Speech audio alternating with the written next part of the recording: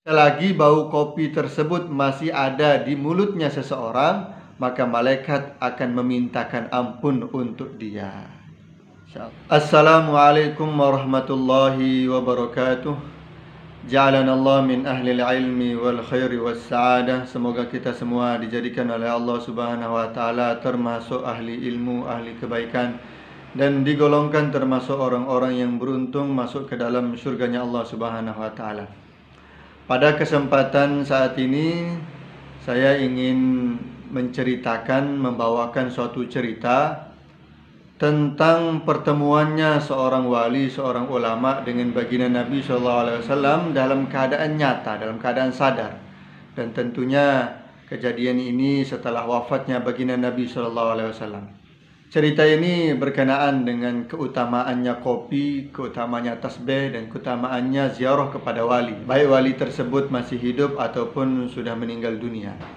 Dan barang tentu perkara-perkara yang seperti ini tidak akan diterima oleh orang-orang Wahabi. Mereka mungkin akan mengatakan ini tahayul, ini hadis maudhu, dan ini khurafah dan sebagainya. Saya tidak akan memaksa orang untuk percaya. Dia mau percaya silahkan, mau tidak percaya juga silahkan. Dan orang yang tidak percaya dengan cerita ini, tidak pula kita katakan dia mendustai baginda Nabi SAW. Tidak. Dia mendustai kejadian tersebut, apakah benar apa tidak. Jadi bukan dia mendustai ataupun tidak percaya kepada baginda Nabi SAW. Jadi percaya monggo, tidak percaya juga monggo. Ini cerita ini terdapat di dalam kitab Al-Fawaidul Mukhtarah yang disusun oleh Al-Ustadz Ali bin Hasan Baharun, yang mana beliau menukil dari kitab Tadhkirun Nas. Kita bacakan. Bismillahirrahmanirrahim. Kana Sayyidu Ahmad bin Ali Bahrul Qadimi yajtami'u bin Nabi sallallahu alaihi wasallam yaqadhatan. As-Sayyid Ahmad bin Ali Bahrul Qadimi dulu pernah berkumpul dengan baginda Nabi SAW dalam keadaan sadar. Apakah mungkin orang itu bisa berjumpa dengan baginda Nabi SAW dalam keadaan sadar, bukan dalam keadaan mimpi, bukan di dalam tidur? Setelah wafatnya baginda Nabi SAW, di dalam keyakinan Ahlus Sunnah wal Jamaah itu mungkin saja terjadi. Karena baginda Nabi SAW bersabda, "Man ra'ani fil manam fasayarani fil yaqadhah." Barang siapa yang pernah melihat aku di dalam mimpi, maka dia akan melihat aku dalam keadaan sadar. Faqala, maka Sayyid Ahmad bin Ali Bahrul Qadimi beliau mengatakan, "Ya Rasulullah, wahai Rasulullah sallallahu alaihi wasallam, uridu an asma'a anka haditsan bila wasitatin." Ya Rasulullah, saya ingin mendengar hadis dari engkau tanpa perantara. Faqala lahu sallallahu alaihi wasallam, maka Rasulullah sallallahu alaihi wasallam berkata kepada beliau, "Uhadditsuka bi thalathati ahaditsa." Saya akan memberikan kepada kamu 3 hadis, 3 ucapan saya, 3 nasihat saya.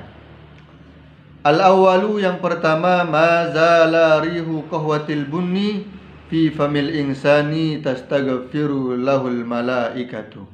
Selagi bau biji kopi, selagi bau kopi masih ada di mulutnya seseorang, maka malaikat akan beristighfar untuk dia. Itu jadi manfaat pertama.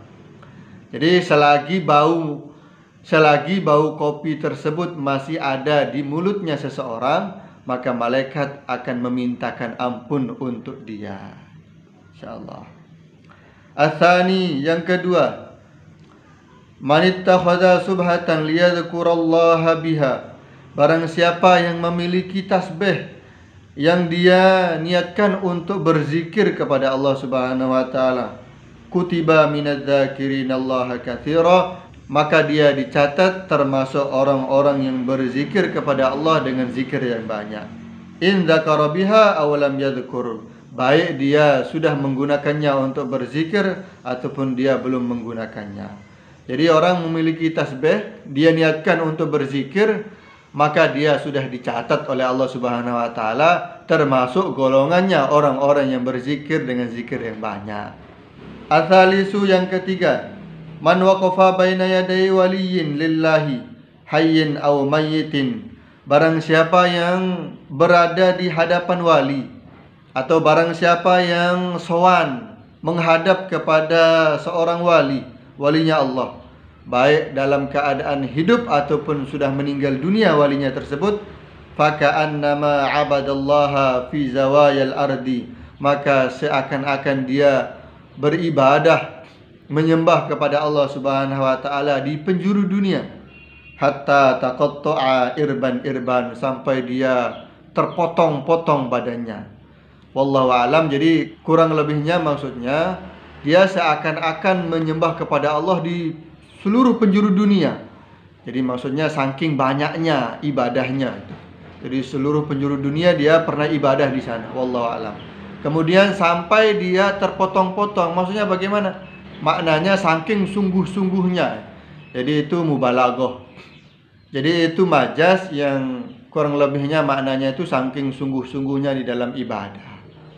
Seperti itu. Wallahu alam bisawab. Jadi kembali lagi kepada diri masing-masing. Kalau percaya monggo, kalau tidak percaya ya monggo. Kami tidak menyalahkan orang yang tidak percaya, kami tidak memaksa orang lain untuk percaya juga. Kalau saya pribadi ya percaya.